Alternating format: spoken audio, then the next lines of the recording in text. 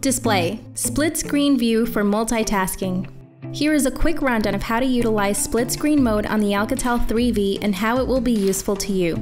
If you've already set up your Alcatel 3V device and have a few applications that you have opened, go ahead and click on the multitasking key on the lower right corner of the device.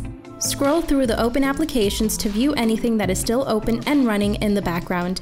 Please note, not all applications will work in split screen mode. To determine which applications will work in the split screen mode, all you have to do is tap on the app logo at the top of each screenshot and look for split screen listed on the drop-down menu. As you can see, Google Photos and Gmail are two applications that have the split screen functionality listed, so those would be great options to use together. But Instagram does not.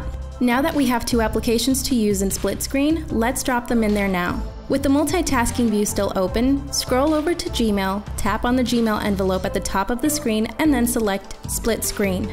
You'll see the Gmail application open and move to the top of the screen with a black bar across the bottom.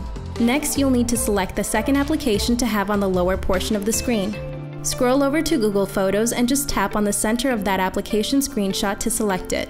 You'll see Google Photos move underneath the black bar on the lower portion of the screen. Now you should have two applications open at the same time. This will be a huge time saver when you are trying to do two things at once. For example, the split screen view we set up would be perfect if you needed to check your email but also want to reference some photos you've taken recently.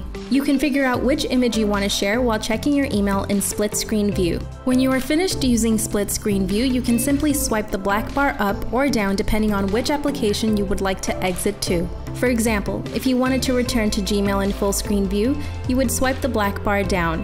If you would prefer to exit Google Photos in full screen, you'd swipe the black bar up. After that, you can simply press the home key to return to the home screen at any time.